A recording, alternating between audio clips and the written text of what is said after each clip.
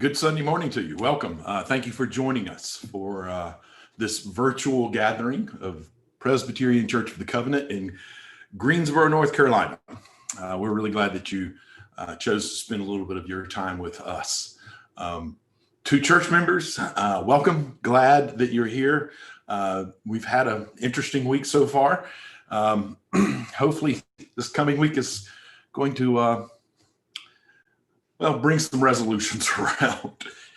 We're really glad you're here. As always, we do ask if you are interested in donating. We would certainly welcome that. Go to our webpage, athinkingchurch.org, and there's a donate button in the top right-hand corner. Thanks to all of our congregation members who have been doing just an incredible job in sustaining us and keeping us going. So thank you very much for that. Also, everyone, if you would, wherever you're watching this, if you would leave a little note, ask a question if you'd like, but let us know where you're from. That way we all kind of see where we're gathering from. Again, glad that you are here today. Our scripture today comes from the book of Romans. I'll be reading from chapter 12, verses 1 through 3, and then 9 through 13. I appeal to you, therefore, brothers and sisters, by the mercies of God, to present your bodies as a living sacrifice, holy and acceptable to God, which is your spiritual worship. Do not be conformed to this world, but be transformed by the renewing of your minds, so that you may discern what is the will of God, what is good and acceptable and perfect. For by the grace given to me, I say to everyone among you, not to think of yourself more highly than you ought to think, but to think with sober judgment, each according to the measures of their faith that God has assigned. Let love be genuine, hate what's evil, hold fast to what is good, love one another with mutual affection, outdo one another in showing honor. Do not lag in zeal, be ardent in spirit and serve the Lord, rejoicing in hope, being patient in suffering, persevere in prayer, and contribute to the needs of the saints. Extend hospitality to strangers. May we add blessing and understanding to the reading of these words.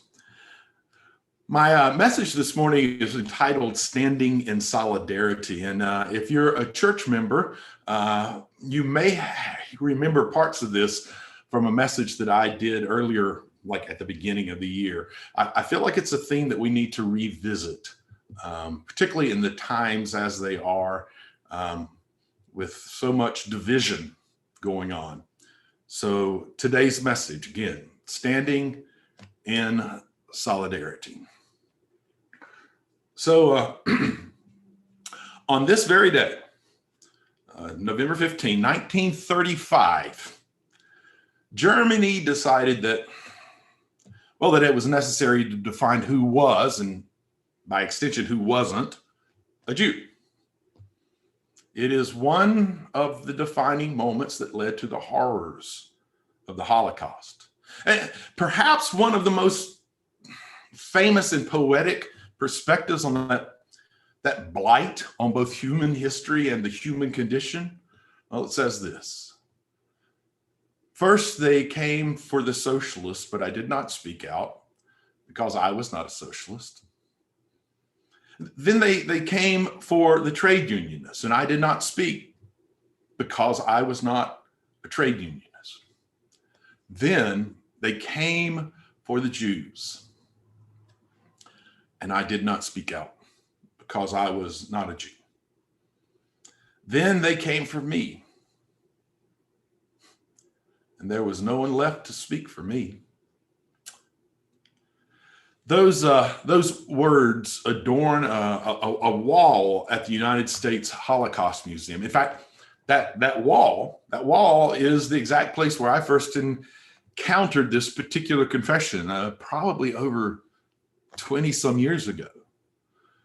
Those words, that confession, was written by Reverend Martin Niemöller, a German Lutheran pastor and theologian.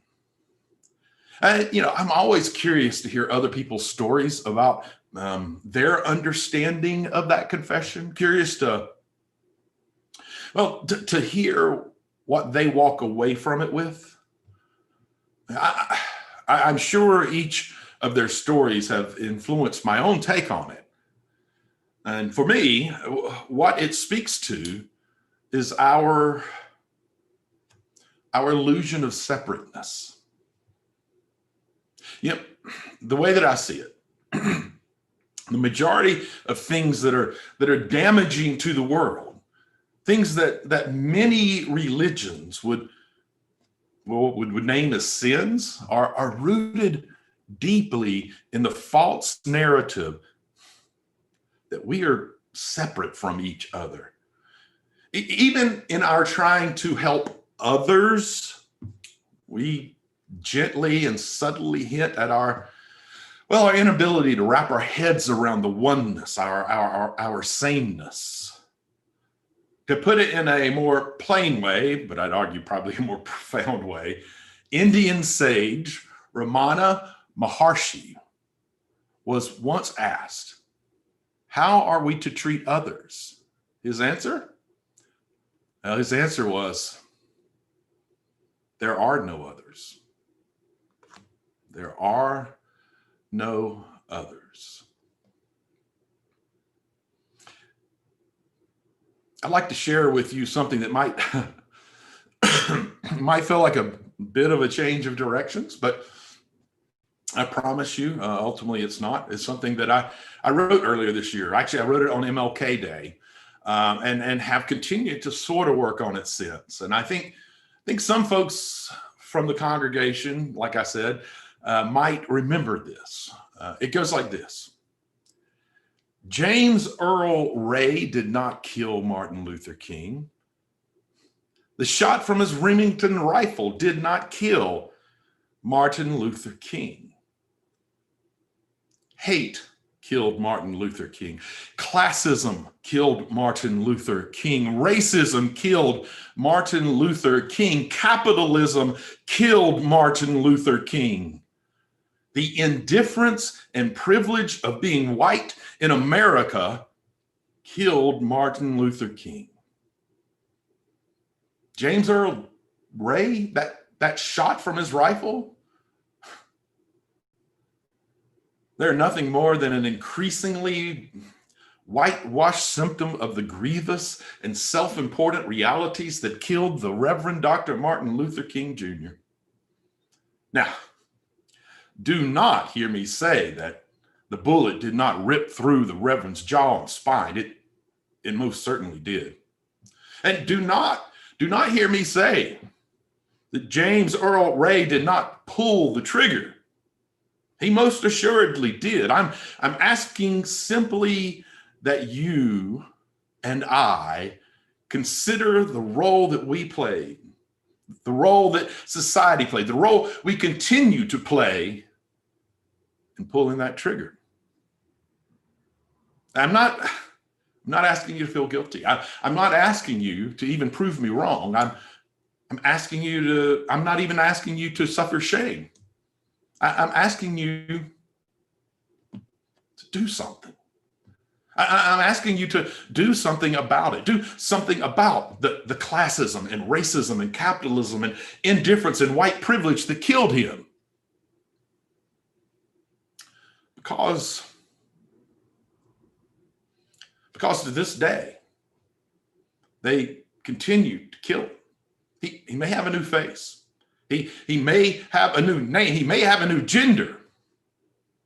But they kill him. They kill them again, and again. I don't ask you this on behalf of them. I've got no place to do that. I do not ask this of you with a call to any particular religious precept. After all, while King was a Christian minister himself, Christianity both played a role in his death and contained folks who celebrated his demise. I ask this of you, I ask this of me, because it's the right thing to do, because the time is always right to do what is right. I ask this because I have seen what the course of not doing enough about it has done. I do not want my children to have to live in that miserable reality. I do not want to force them to fight the battles that my ancestors and I have created. I do not want my friends to keep dying because of capitalism, racism, classism, indifference, white privilege. It's selfish of me, I know. But frankly, I don't care if it's selfish, because it is humane. It recognizes the individual dignity and value of all people. So please, please, please do something. Do something about it, because doing nothing is unthinkable. So those were my thoughts this past MLK Day, and as I look back on them, I couldn't help but think that the doing something that I speak of is the impetus of serving up justice. Serving up justice isn't just saying when one person suffers, we all suffer. When one person is hungry, society is hungry. When one person is threatened, humanity is threatened. While the reality of the oneness, the connectedness of creation does mean that all those things are true, they are. It does mean there are no others as well. Simply knowing those things, understanding those things, confirming and confessing those things, it's not and never will be the same as doing something about them, as doing justice. Now, it's important to recognize that there are many ways to do justice. Justice can look as grandiose as doing the difficult work of dismantling political, social, and economic systems that are designed to keep the least of these in their place. But English writer, poet, moralist Samuel Johnson once wrote, "Those who wait to do a great deal of good at once will never do anything." So also keep in mind that doing justice can look like something as simple as using your place of privilege as a hearing aid rather than a megaphone. That's to say, rather than rushing to speak out loudly against injustice because, well, your place of privilege allows you to do it, instead, be purposeful about listening to the least, the last, and the left out, because you understand that your being given privilege is just as much of a charade as the thought that they are somehow less than. Today, I want to talk about taking justice a step further. And it may be that it isn't so much as taking it a step further as it is about doing justice more fully. I'd like to have us begin thinking about something I mentioned last week, embodying solidarity. Church members will remember that earlier this year, I was one of the speakers at a conference in Ohio. And I was fortunate enough to meet Dr. Larisha Hawkins. Dr. Hawkins made news in 2015 when for Advent season we were about to enter. For Advent, she decided to live into one of the core concepts that she taught about as a professor at the Christian college where she worked. The concept is that of embodying solidarity.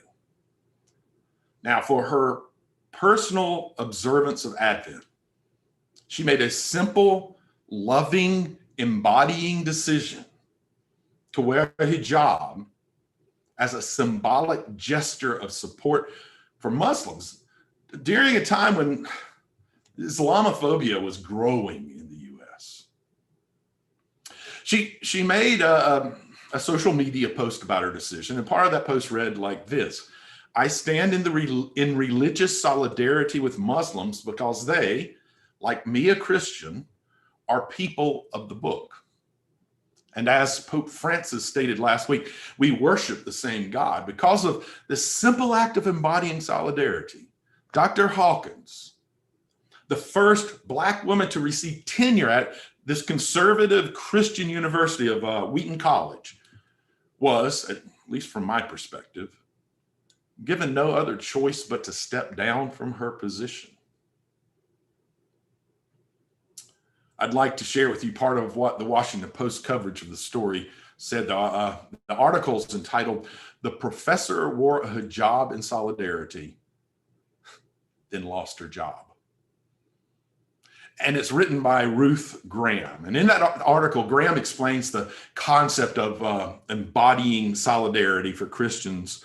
She explains it this way, quote, "The concept starts with inspiration from Catholic social teaching, the labor movement, the Eucharist, in which Christians consume bread as the body of Christ, and the Imago Dei, the idea that humans are created in the image of God."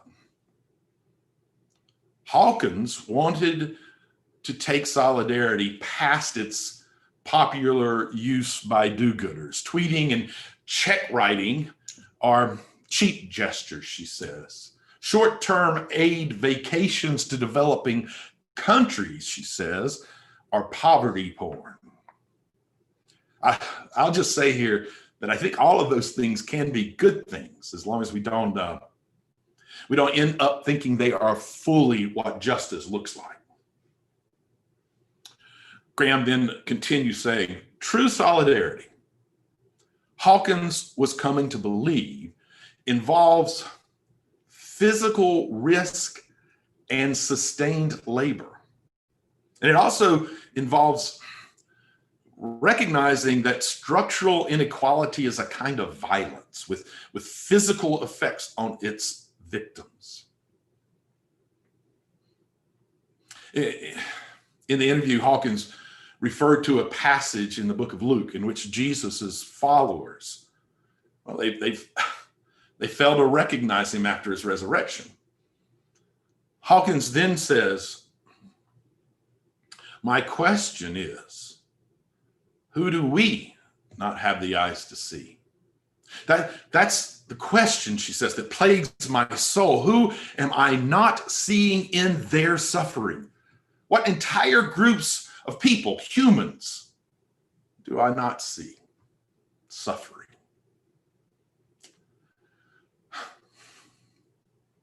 As I sat listening to Dr. Hawkins, and after I watched the documentary about her, it's entitled "Same God," I was struck by a pesky question that really wouldn't leave me alone. And honestly, it still doesn't leave me alone. And this is the question, or ultimately series of questions. How deep must justice go to truly be justice? Can I truly embody justice if I do not stand with those who are suffering? Can I truly stand with those who are suffering if I do not ultimately know something of their suffering? And can I truly know something of their suffering if I do not experience something of their suffering. As I ask those questions, I try to remain fully aware, as Dr. Hawkins says, that, quote, an embodied solidarity costs, but it is worth the cost.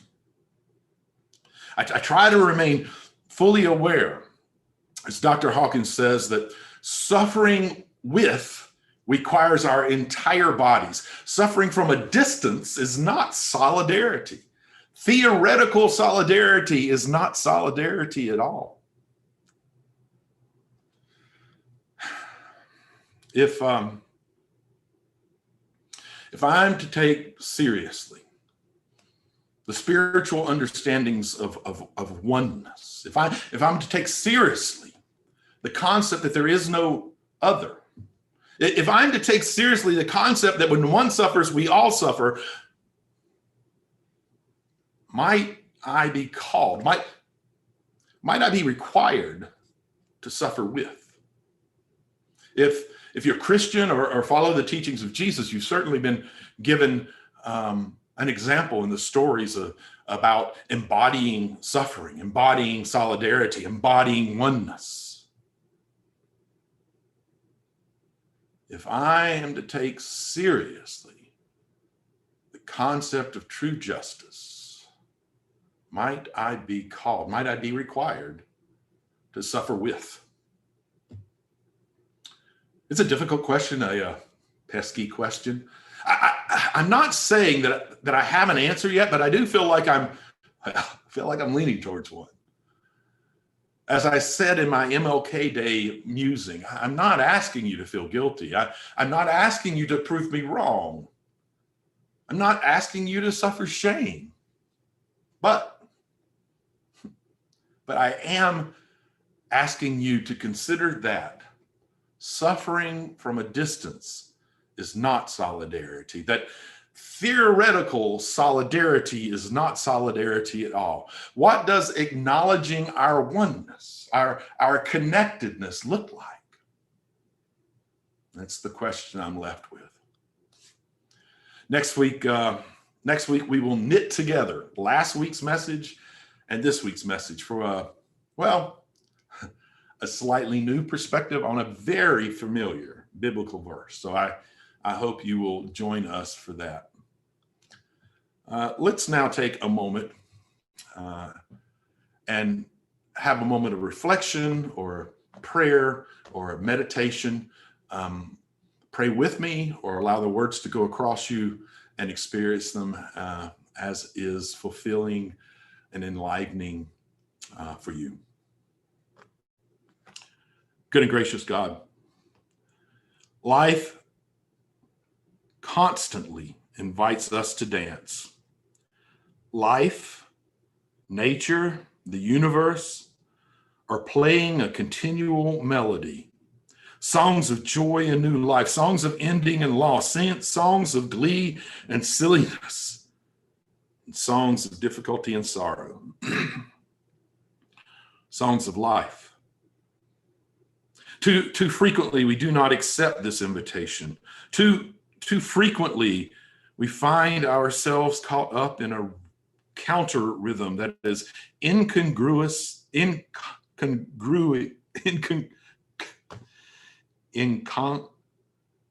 that is disconnected with the rhythm of life.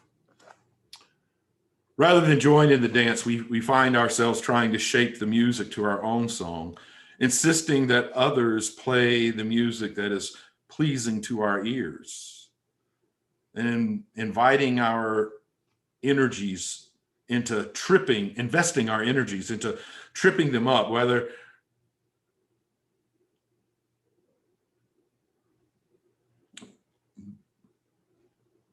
may we learn the song of life.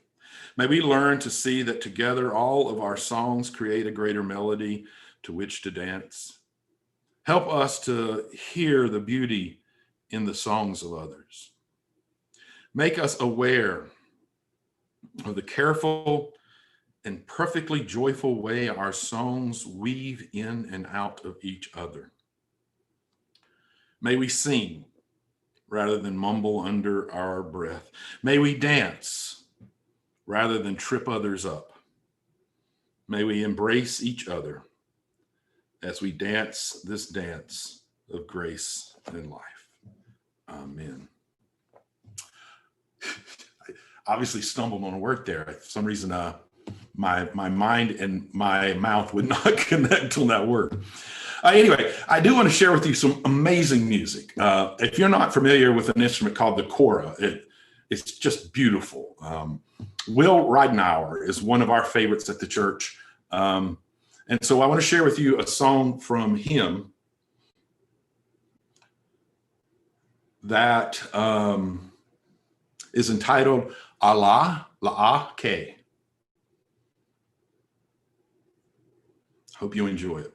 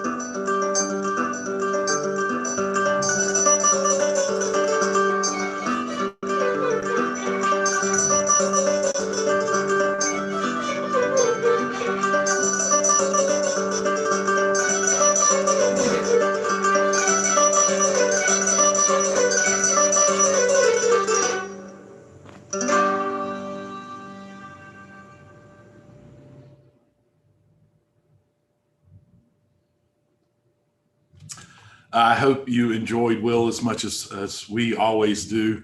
Again, thank you for being with us today. We certainly appreciate your presence with our gathering of Presbyterian Church of the Covenant. I'll leave you with this.